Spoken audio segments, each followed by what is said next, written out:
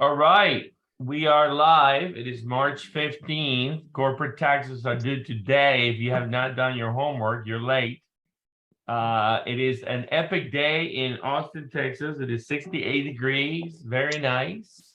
It's a perfect day to practice football, to go for a walk, go for a bike ride. We got a great guest today, but before we get started, we're going to ask our own John Sibley Butler from some music. The older I get, the more I think.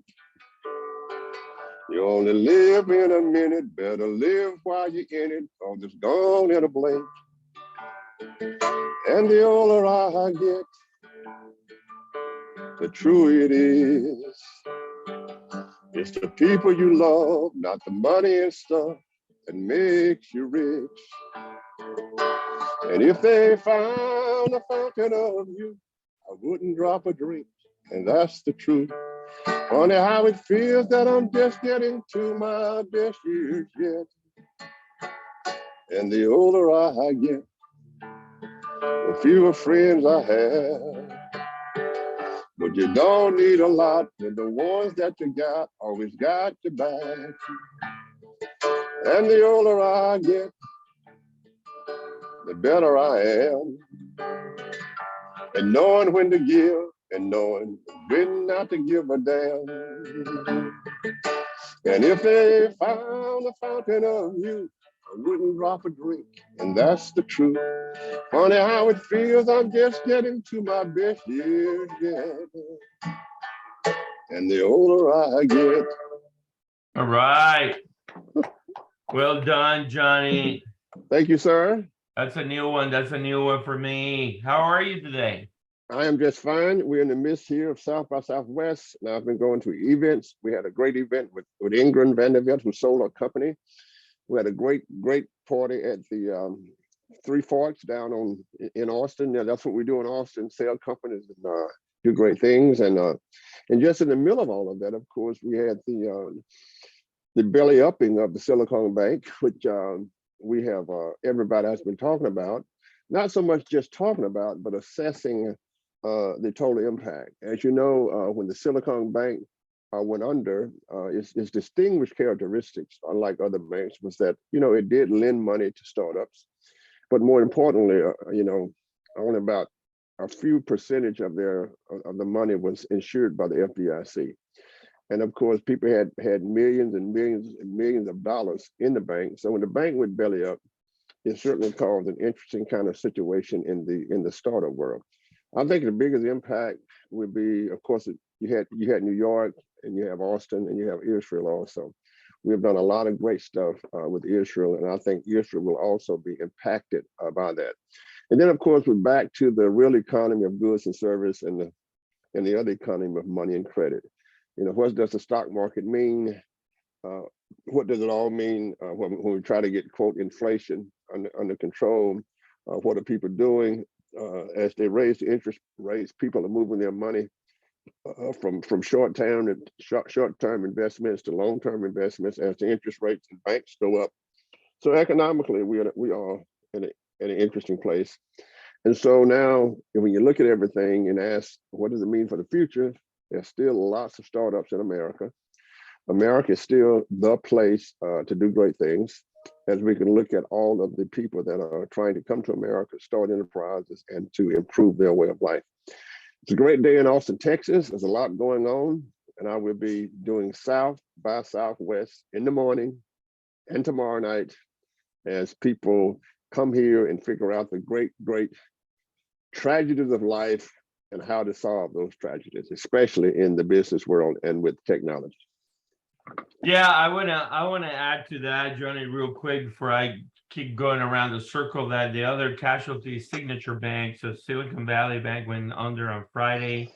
Signature Bank got shut down by the regulators on Sunday.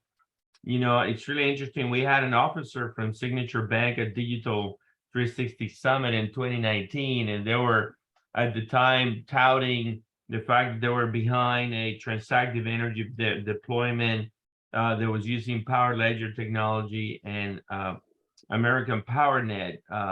company in the US that was really the middleman there, system integrator, and they were doing transactive energy, selling solar rooftop from one commercial building to another across the street building. And it was the first of its kind in the Philadelphia area.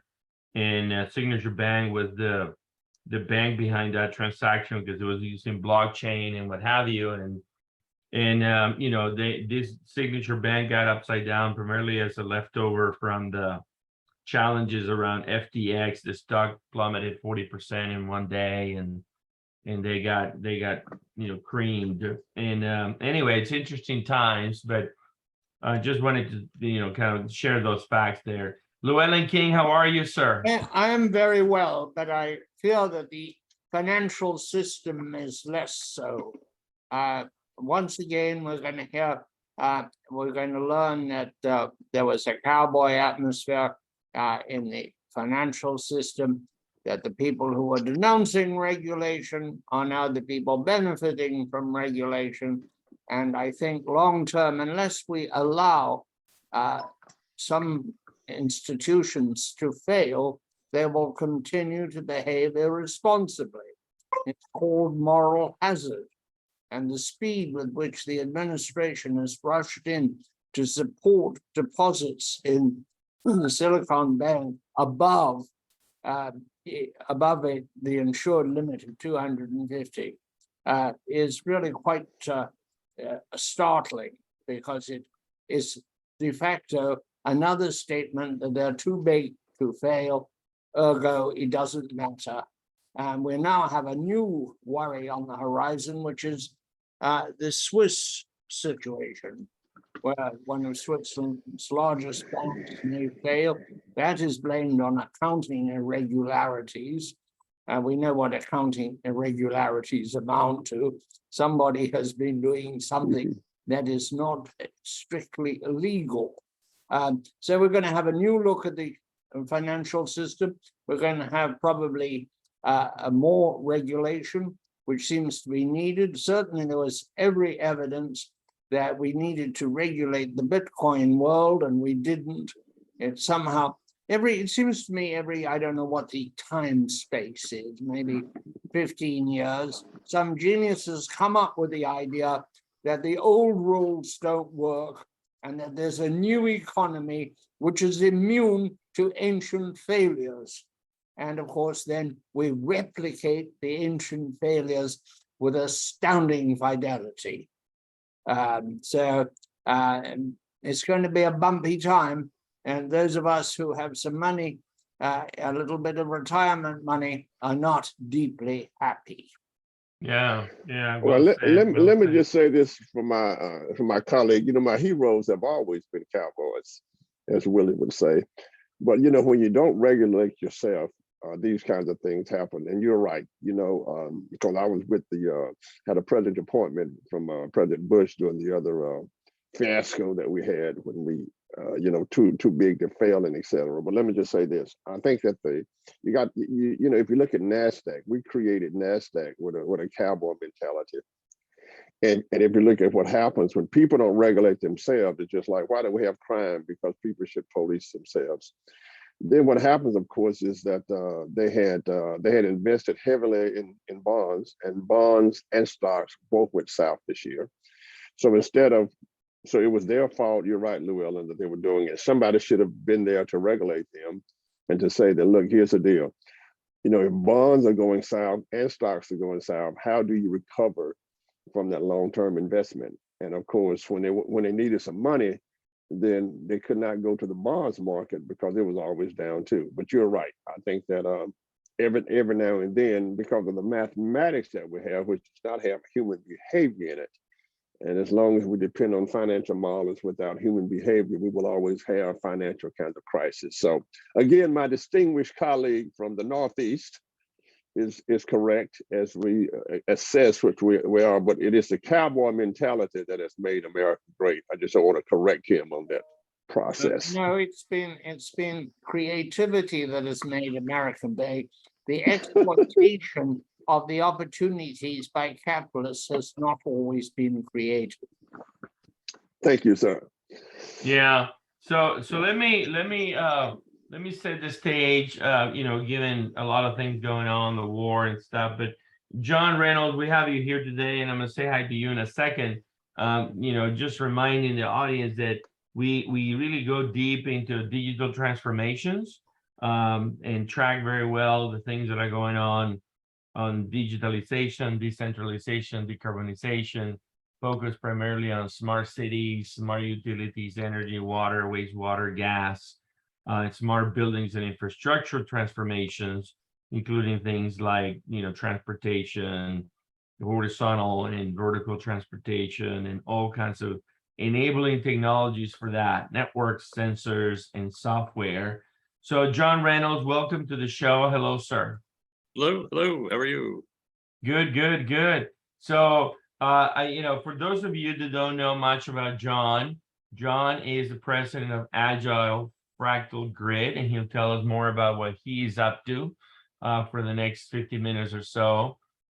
Before Fractal, John is also a partner at, has other roles in integrated architectures and like.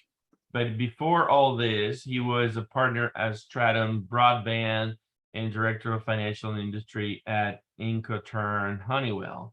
And John is originally from Texas, even though he's now being moved his headquarters to what we call East Texas.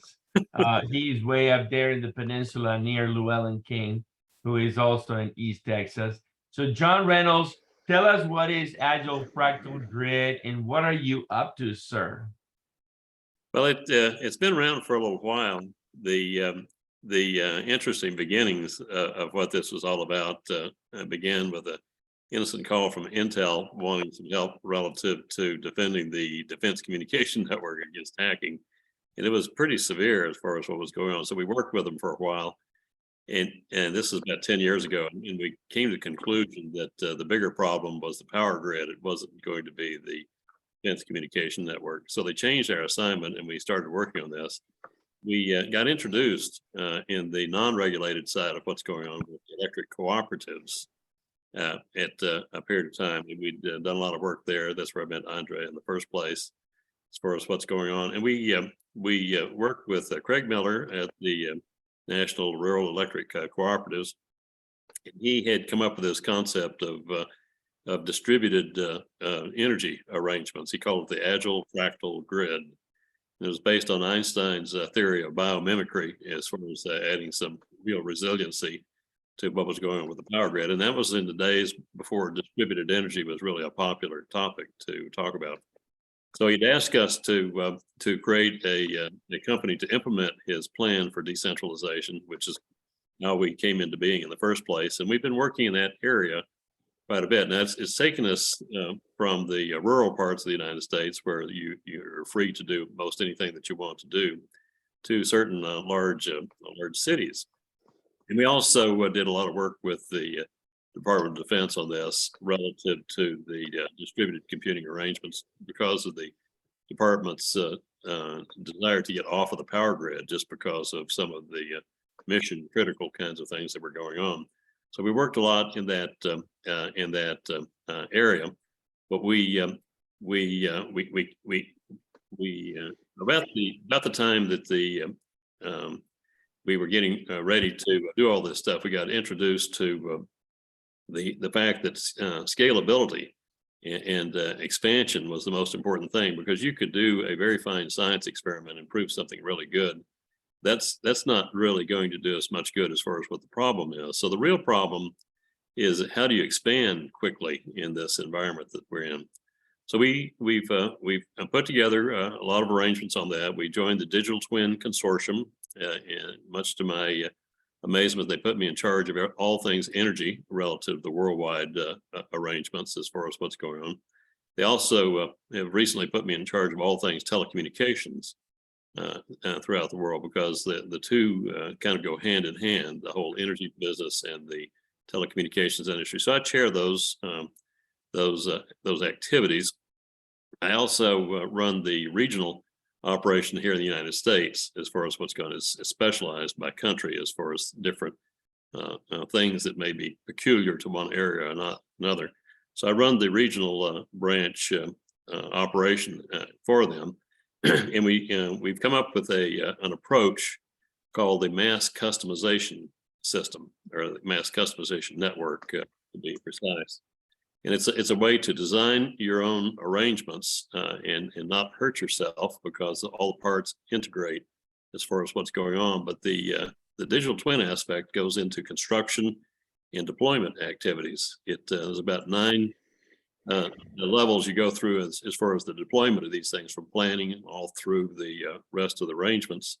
And so this is the way to have thousands of these projects going on at the same time, no 2 of them having to look exactly the same as far as what's going on. So this is what's being championed over at the Digital Twin Consortium. They call it their technology showcase as far as what's going on. So that's what we're doing, and it's become kind of popular in a number of areas. We have things going on, and we pride ourselves as far as our work with the rural parts of the United States. And when New York City called us, we had a problem of finding out where was the rural part of New York City as far as what we were going to do. But we found it.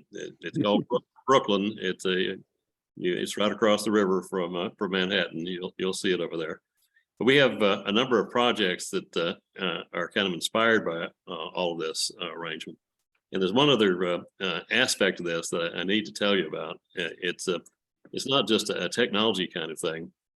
We were discovered about 3 years ago by a unique group. It's called the insurance industry. And between the insurance industry and the pension funds, there's about $1.6 trillion in cash and liquidity available for infrastructure projects. Now, typically they have to be large projects, and you have to be able to pay them back as far as what's going on. But it's produced a very unique arrangement as far as what's going on in terms of how to finance the big projects. So if you have the ability to have lots of projects going on, and you have the ability to bring all the money to the equation, this solves a lot of get started problems. Now, you do have to have a strong plan, because if you have a plan that is ill-founded, you're not going to be able to borrow the money. You're not going to be able to pay it back as far as that's concerned. So a big piece of what we're doing is getting the launches for these things. So there's 3 projects in New York that are very interesting. One is we call it the Buildings as Batteries. It actually started with work we did with the New York City Housing Authority. And they have about 2,100 apartment complexes.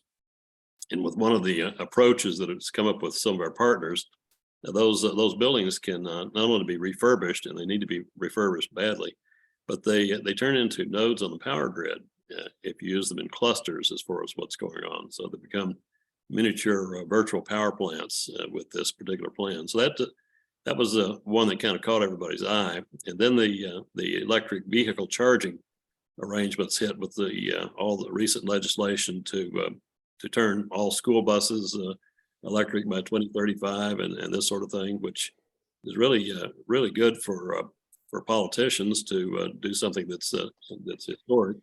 It strikes fear in the hearts of the people that actually have to do it if you have to double the amount of electric power that's generated here in the United States, because you don't really know where it's going to come from or how it's going to get there or that sort of thing. So there's a very unique approach to how to support the electric vehicle charging from a fleet standpoint, and then later on into the normal charging arrangements, which is very unique. And then we have another project up in New York, which was voted the most important project of all of New York City relative to what was going on. It has to do with the way food is distributed at Hunts Point. It's the largest fresh food distribution center in North America, and they refrigerate everything with about 1,600 different refrigeration units, all burning diesel fuel fumes into the air. It's the most poisonous air in all of New York City.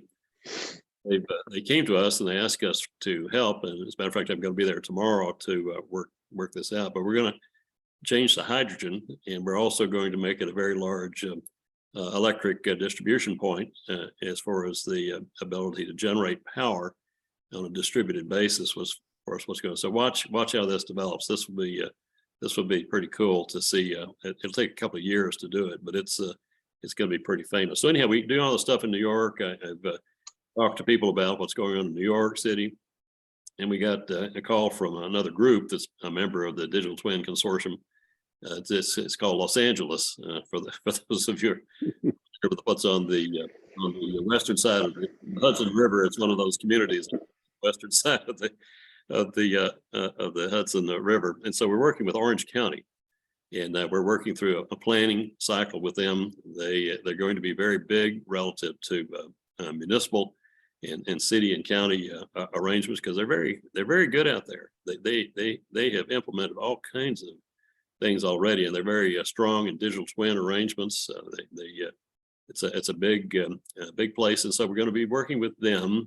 We're working with them right now to analyze all the different things that might be done in about a 40 city area out there. And I think this is going to be spectacular as far as what they do. So we'll work with them on these particular functions. It's one kind of catchy thing is Los Angeles is going to be the home of the Olympics in 2028. Number of things going on to rapidly put together some various venues using smart city, smart power, and smart buildings, the human experiences, all those kinds of things you want to do for the Olympics. So there's a possibility that the county may be able to support that with some of the things that we're coming up with. So it's kind of a different thing. Now we're gonna plans to use the Cedar arrangements down there in Texas to be a part of the learning and the integration with hardware in the loop as far as what's going on. This is going to extend to the hydrogen programs. There's all kinds of good things going on over in Louisiana right now, which is kind of the hydrogen capital of the United States. And so there will be a immense use, I think, of the Cedar arrangements as far as how this goes. And it's not going to be just New York. It's not going to be just Los Angeles. What happens with this is you have other cities call you and say, "Where's Chicago? Could you do something like this for us?" And so after a while, it gets to be pretty big enterprise. So that's kind of set the mood as far as what's going on. Yeah. So real quick, full disclosure, John Reynolds has agreed to join the Texas State Cedar Advisory Board. So now it's a board of 8 folks that are, helping us, promote our destination labs to do things in large scale in our 800 acres. So, gentlemen, any questions? Johnny?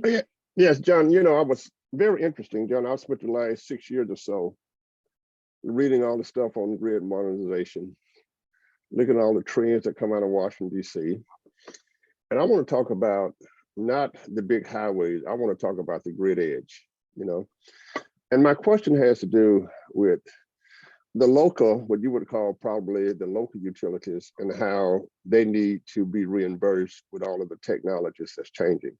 So we know that it is a regulated industry, and we also know that one of the big issues with the biggest machine in the world is the grid edge. That is, and my question is, do you think that we have the technology to work with the grid edge to reimburse the local utilities for taking a chance on the new technologies? As I like to say, if they're dealing with 19, 20, 25 technologies, and John, my father was an ag agent, was doing rural electricity in Louisiana when I was a kid. So my question is, tell me about the grid edge. Tell me about the technology that would make the grid, that would modernize the grid, that would computerize the grid, that will allow new technology to come back onto the grid, whether it's hydrogen or whatever it is. Because I think that the idea, or the main idea now, is that we don't have the technologies at the grid edge to really modernize the grid, to make it very, very smart. Can you talk about that? I sure can. I think it's probably the most popular topic going around these days, especially with some of the other dynamics of what are happening with people that are exiting the IoT business and this sort of thing. I think what you're going to see is all that's going to be replaced with an emphasis of the edge, as opposed to individual trinkets out there at the edge.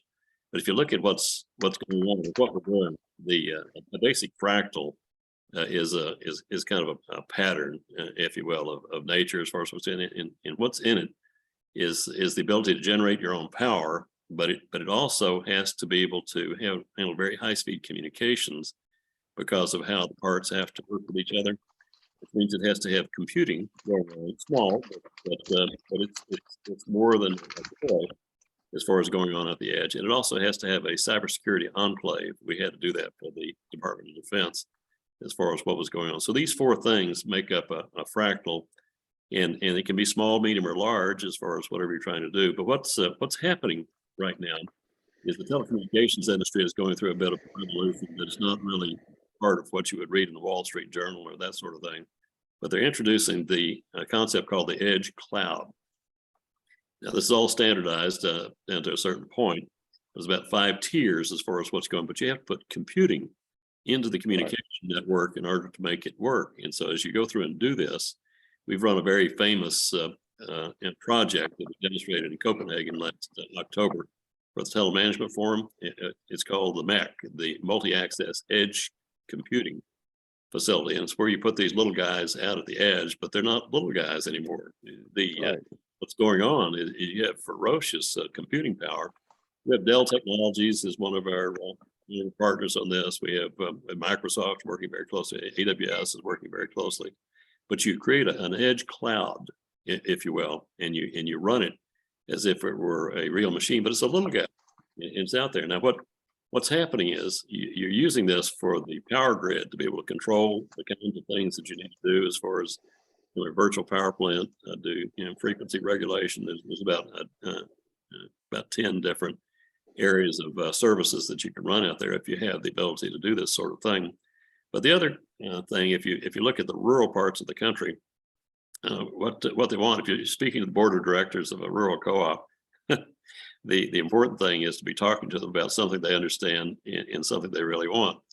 And so you're talking about, well, as a byproduct of all this, we'll give you gigabit broadband to every one of your homes out there, either through fiber or wirelessly, as far as what's going on. And so that's we'll just kind of add that in as an added convenience as far as what's going on if you want to participate in this sort of thing.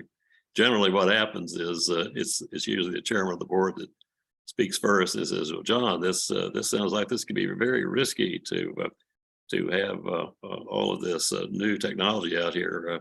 We probably need to run a pilot, don't you think?" Sure. I said, well, would you mind doing my house first? That's what they always say. That's what they always say. Well, I think in coming to Cedar, that's a good thing. Let me just remind you that a U-Haul from New York to Austin is it costs about $2, but from excuse me, U-Haul from New York to Austin costs about $8,000, and from Austin to New York is $2. So, but let me just ask this. So, how do we get? What I understand in working with this is that it is the local utilities, right? It's the local utilities that the watchword is the best stuff for the cheapest price. That's the watchword, right? So how do you convince them and bring new technologies to organizations that move like glaciers? And how do you convince the co-op, in Luckenbach, Texas, that this is a good thing? Because what I see is with the regulation, the big question they're going to ask is, how do I get reimbursed for going away from technologies that have bought me billions for the last 80 years? Or so. Yeah, but I agree. That's the fundamental issue. What you don't want to do is to put up a system in which you're dependent on the federal money or taxpayer money to do a lot. So what you have to do is you have to generate real revenues as far as what's going by offering additional services that are not there right now, and those services need to be good enough to be able to reimburse for what's going on.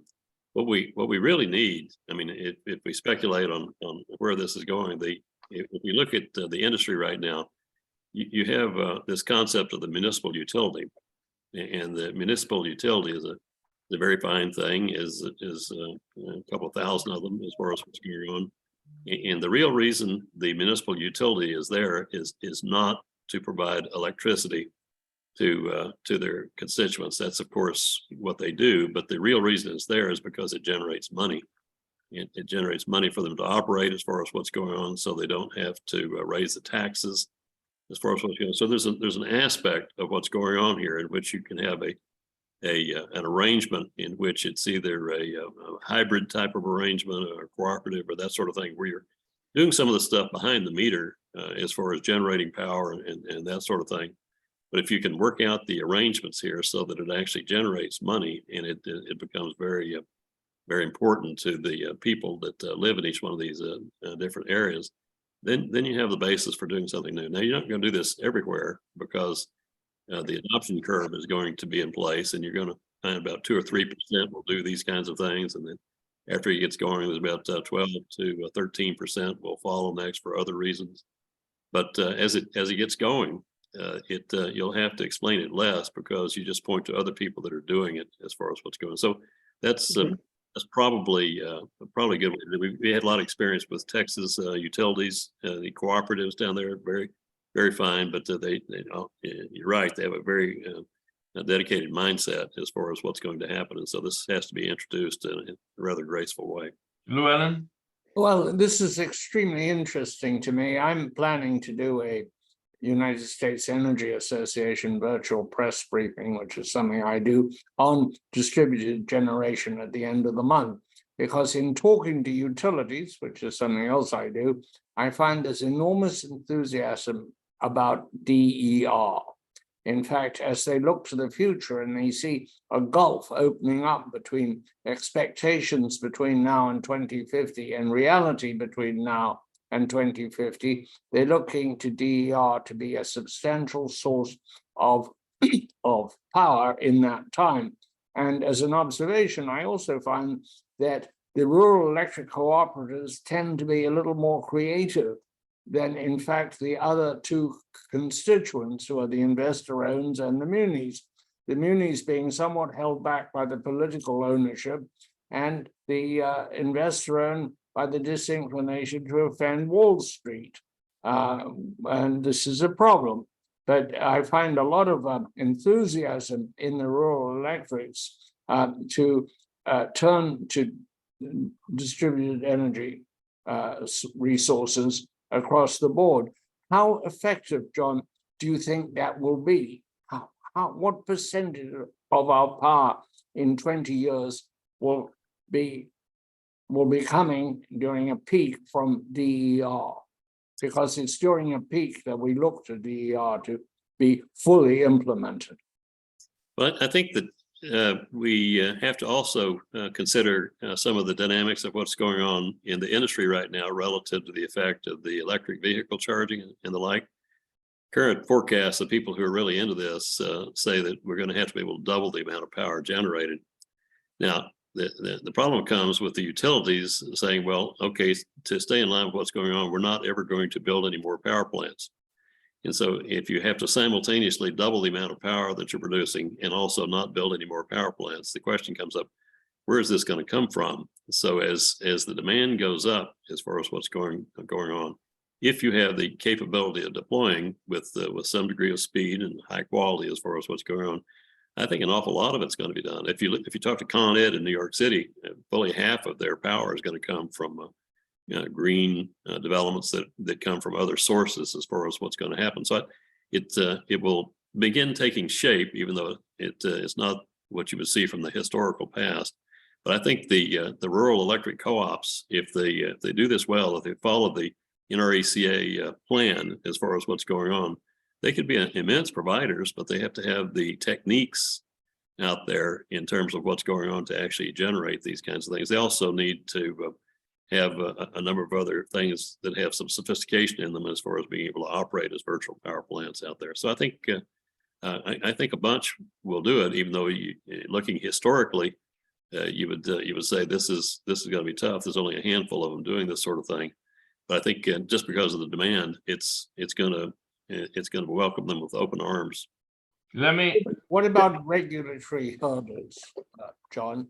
Are there substantial regulatory hurdles? Do the regulators at the state level understand this revolution which is taking place? I think it would be irresponsible to say that the state regulators understand everything about what's going to happen, because they're somewhat tied to the customs of the past as far as what's going. And the problem is they can't make sudden changes, because if you make a change of a regulation and it's done on a kind of a one-off type of basis, then there are always unexpected consequences that take place. And when you have unexpected consequences, you look like a fool. And looking like a fool is not good for your career if you're into one of these kinds of things. So what needs to happen is these patterns need to be developed in areas in which it's safe to be able to do it. And then what will happen is the regulators will change things overnight. I had a conversation with the former chairman of FERC on this, and he was overjoyed with what was going on with this, because we were essentially doing what he could not do.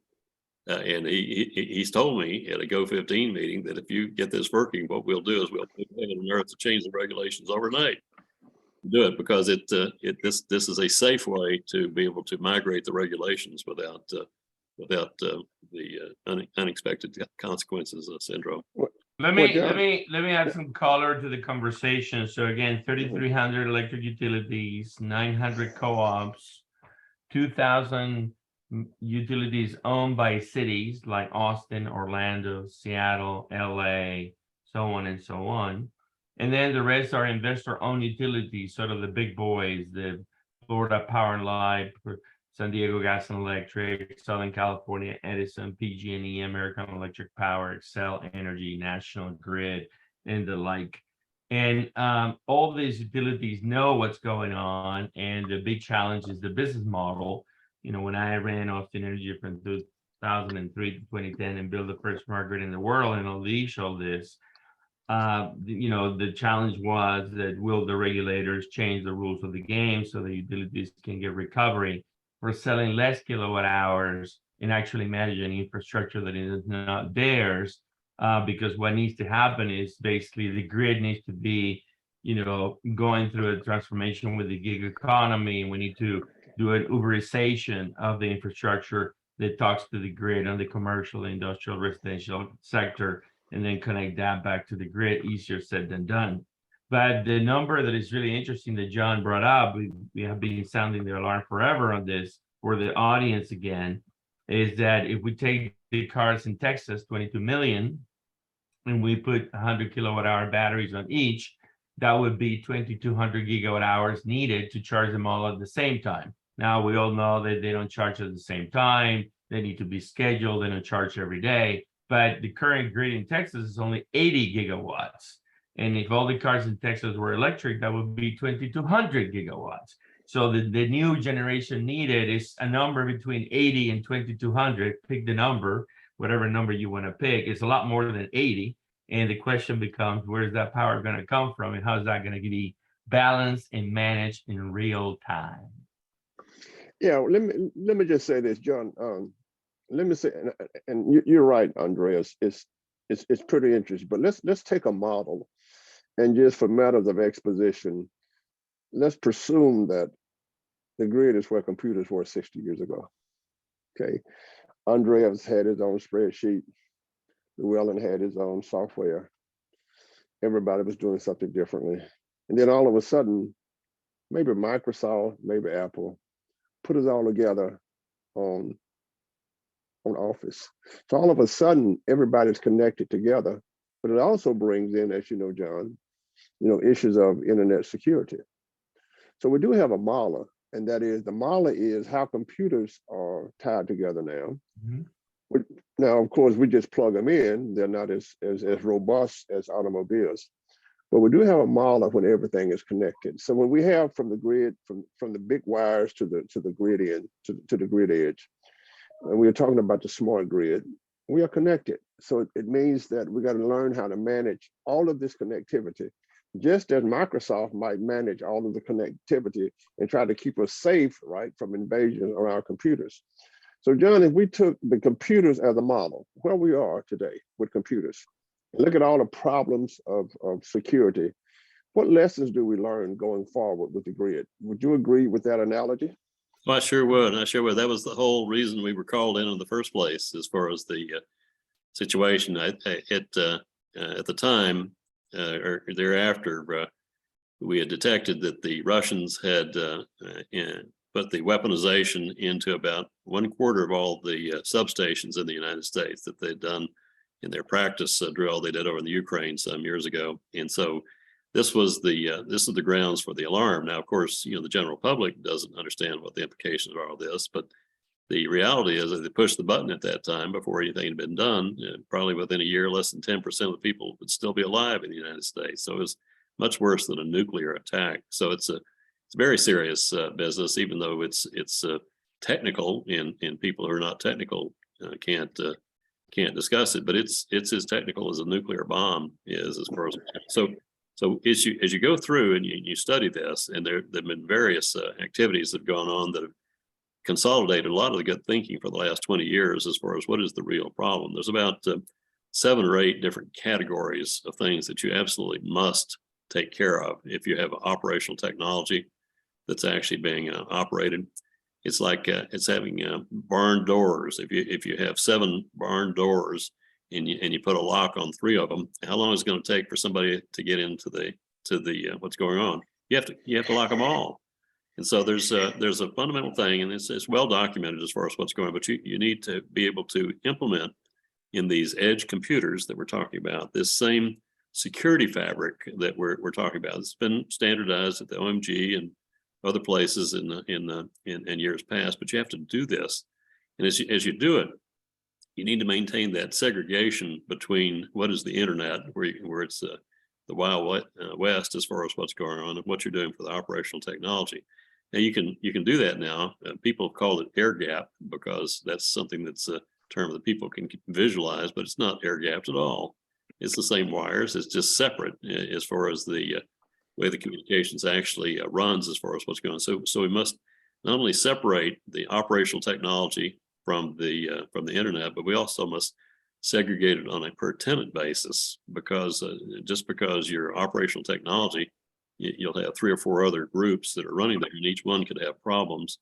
So this business of being able to have the segregation of the communications, but also all the other elements that you have to do, you just have to do all of them. So that's a piece of what this MEC architecture needs to be that you're talking about as far as the edge computing. It now is the time to do it, because you can do it right now so easy, and after it's out there, you'll have a hell of a time going back and trying to retrofit it. John, is you talk about segregation, is that relatively easy to do?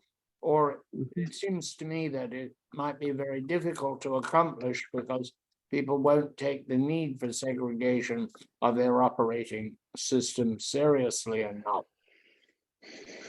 I think there's two aspects of it. What is the whole network like? Do you have the ability to run operational technology where you have these different things that have to interact with each other out there? And then you have the problem, what do you do on the edge, where somebody plugs their PC in and they want to get to their email quickly because it's just a quickie kind of thing. So I'll just make allowances to run my email on my operational system out here. Well, that's of course the death knell as far as what's going on.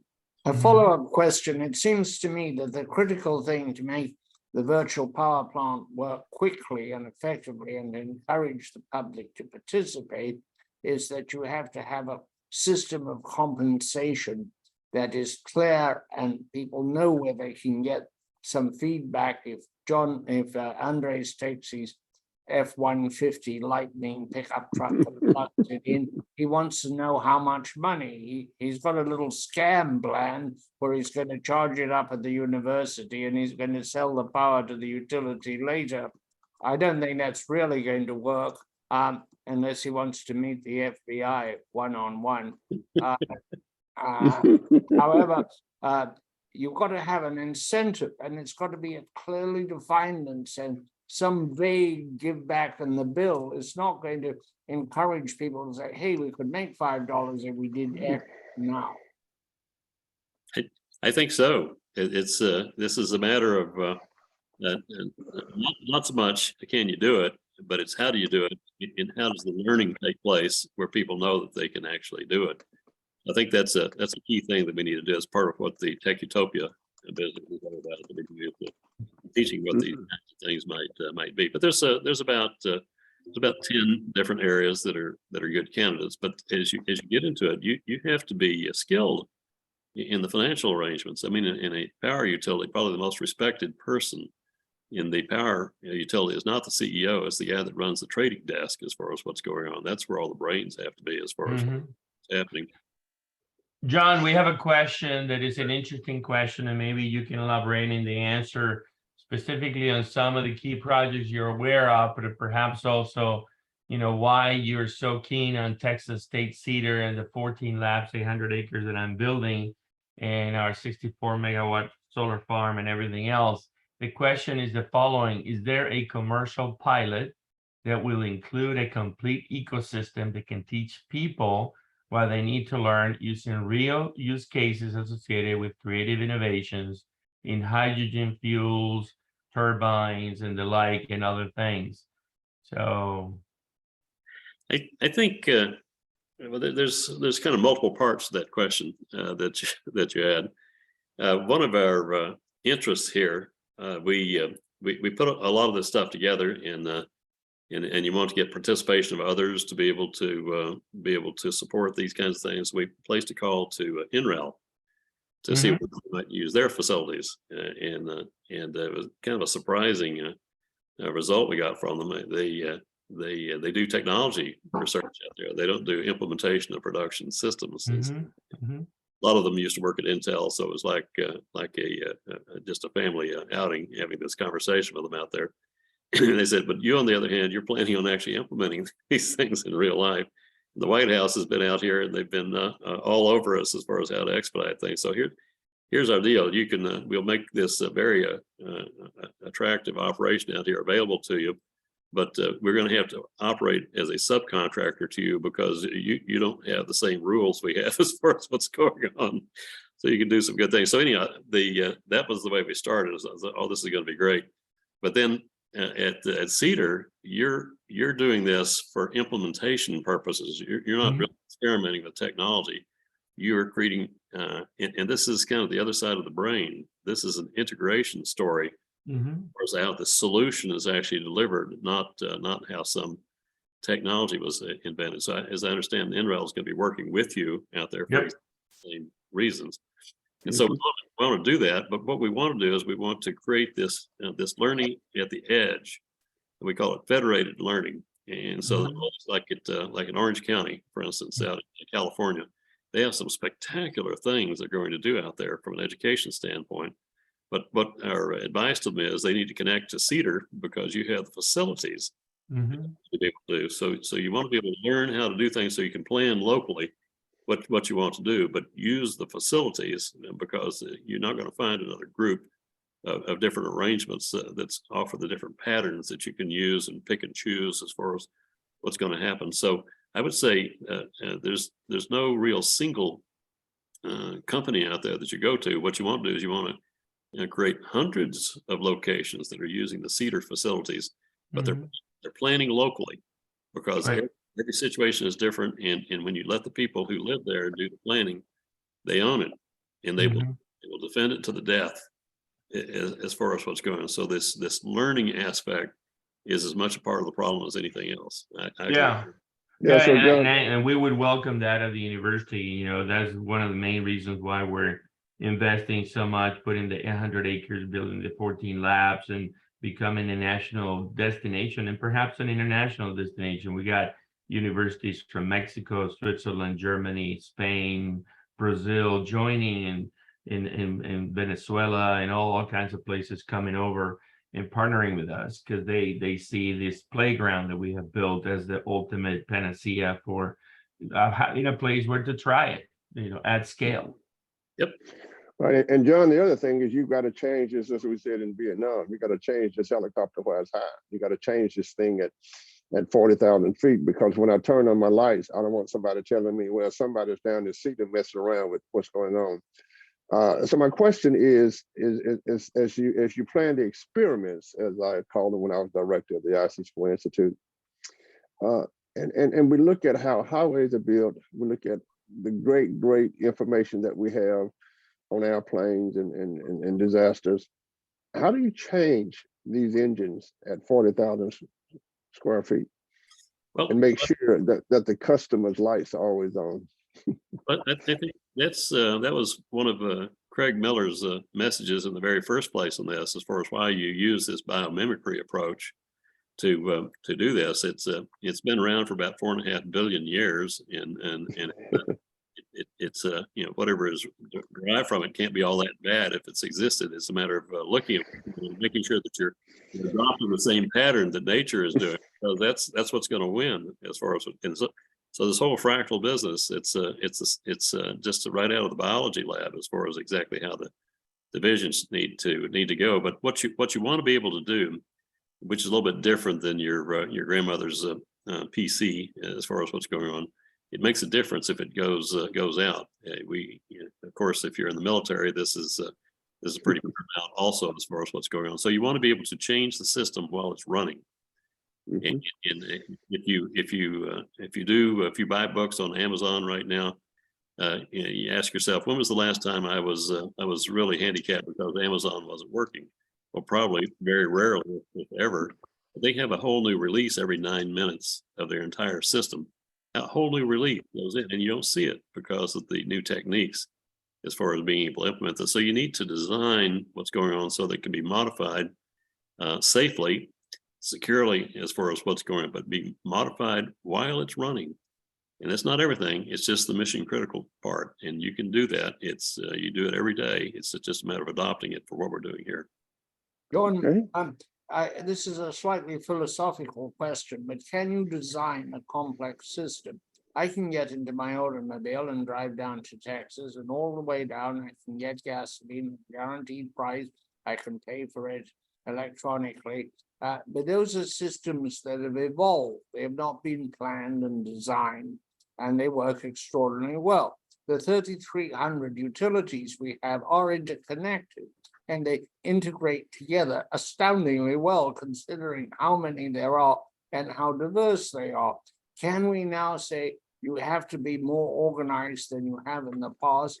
Isn't nature, in part, if you're going to use the biological example, a system of slow growth rather than one of pre-design?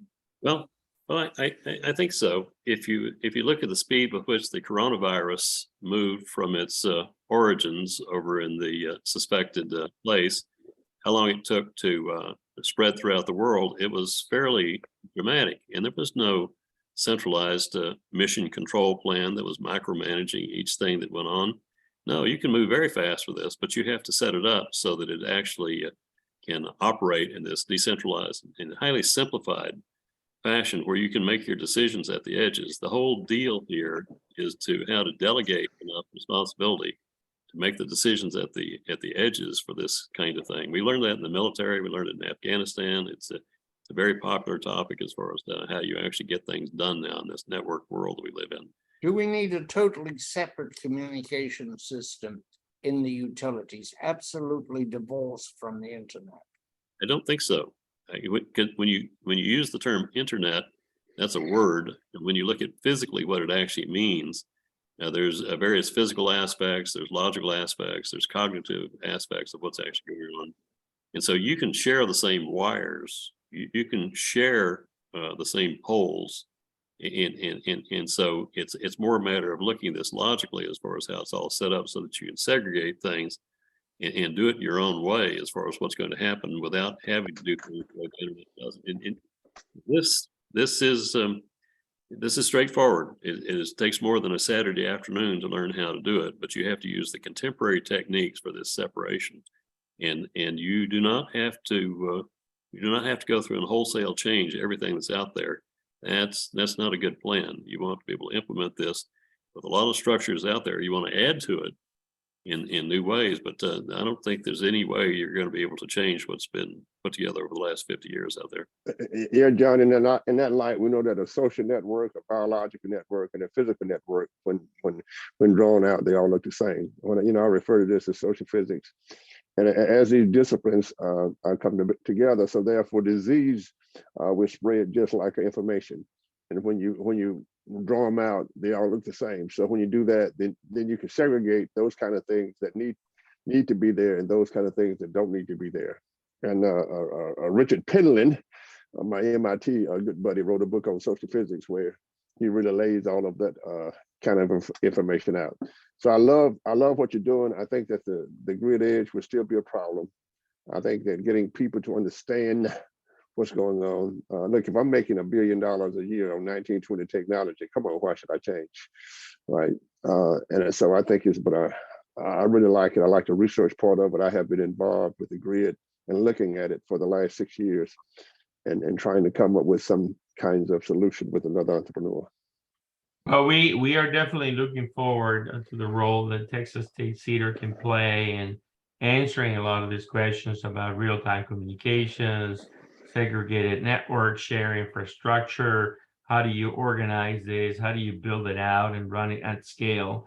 So this is why we're inviting everybody to join our consortium and come and work with us and find out more about it. And also want to remind everybody that our annual conference is coming up September 26th through the 29th. It will be hosted at Texas State, and we will have 8 labs open of the 14 labs by then. Lots of stuff going on. It's going to be an epic time. The gentlemen on this call are all going to be there. And I look forward to the opportunity to meet many more that want to be part of the journey and have, as a community, bring answers and connect the dots. John, tell me real quick, I'm looking at the clock. What's in front of you the next 90 days, the next 6 months? What's going on other than Digital 360 Summit and the Texas State Cedar, all the things that you're collaborating? What's imminent in front of you? I think there's a couple of things to do. You have to be good at multi-threading with this because it's you can't serialize this. You have to do a lot of it parallel. I think the hydrogen program is going to be very important. The ability to generate hydrogen at 10% of the current capital cost of electrolysis is going to sweep the world as people find out we need to do that as fast as possible. We need to implement some of these environments where people want to do things. They're bold. You only get 2 or 3% to lead, but once they've done it, everybody follows. And so it's kind of a herd mentality. So you need to seek out those people that want to move quickly and work out with them and think big, but start small, but scale fast. You have to do all 3 of those. And so I think the work we're doing, the Digital Twin Consortium, is supremely important. This creation of this mass customization network and the various cities that want to participate in that, they'll be setting the trend for virtually everybody else that comes on board. And then you'll understand when it becomes as easy to use as your cell phone, it will be very easy for people to do it. But right now, we're looking for the handful of cities that actually want to make the difference. And little things like having the Olympics come up that gives us a deadline. That's actually good because it makes people up for actually doing something right now as far as. Speaking of smart cities, there was a study that just came out, and we do a lot of smart city stuff at CMG, my company. You can see the logo on the screen. And Austin was picked as the #1 city ready to be the smartest city in the United States. And obviously, we know about Singapore in Asia and London in the UK and Europe. You're welcome. You're welcome. And you're welcome. It's a lot of the work that I also did with Austin Energy. But interestingly, John, there are some cities that I find them to be the next generation big cities. So we have a big project that we're driving in Brownsville, Texas, at the bottom of the border with Mexico, 200,000 people, all kinds of challenges. We're right now deploying 100 miles of fiber to provide to everybody 100 megabits, symmetrical downstream, upstream for $30 a month. And that's the kind of infrastructural play that needs to happen to enable this world that we're talking about. Yeah, I love Brownsville. I don't know if you know it, but I ran the original assessment for them relative to the broadband plans down there, and so it's a fine place. It's an absolutely fine place for this. Yeah, absolutely. John, Final thoughts, gentlemen? Yeah, John, what you're doing is absolutely fascinating, but I think you better get people to help you answer the phone because it's going to be ringing as the force majeure of electric shortages drives people to go to DER very fast. Right. Indeed. Well, I, John, John, I'm happy to know that Louisiana is the hydrogen capital of the world, which I didn't know. The state of my birth, go Tigers, although I did go to Northwestern.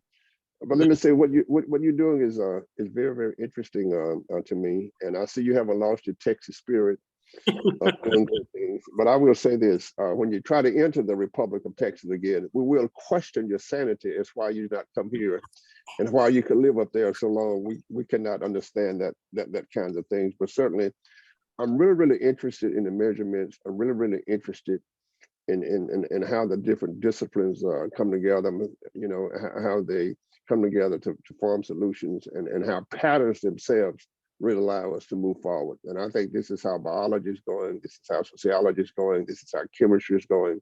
This is how engineering is going. It is a network. It is always a network that really, really allows I'm us to move forward.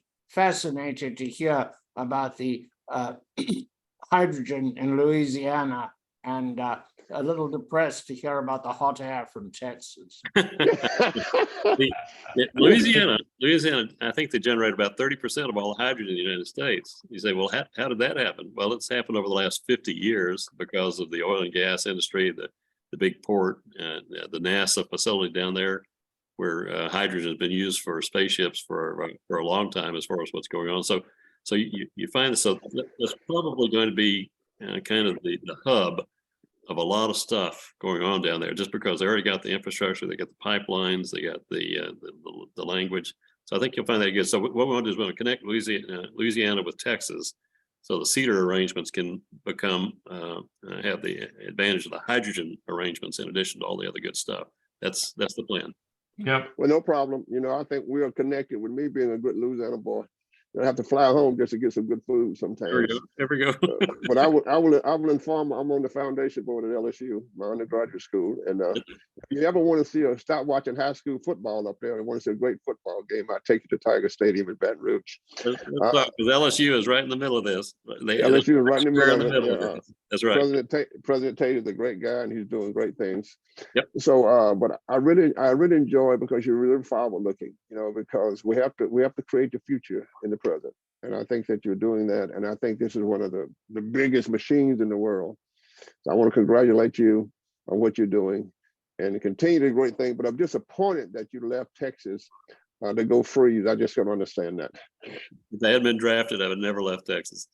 Well, I was drafted too. I'm a Vietnam veteran too. And I think there must be some female romance. There must be a made that romance happen. going on. It's gotta be. And then I get him credit then. Okay. All right, gentlemen. Yep. Johnny, take us away. We don't want to keep the audience waiting too long. For the end It's of a the show. lesson that's too late for the learning. Made of sand, made of sand. In a wink of an eye, my soul is turning in your hand, in your hand. And are you going away with no word of farewell, will there be not a trace left behind? Well, I could have loved you better, didn't mean to be unkind. It was the last thing on my mind. All right, Johnny. Thank you, sir. Very well done. Thank you, everybody. I'm going to stop recording now.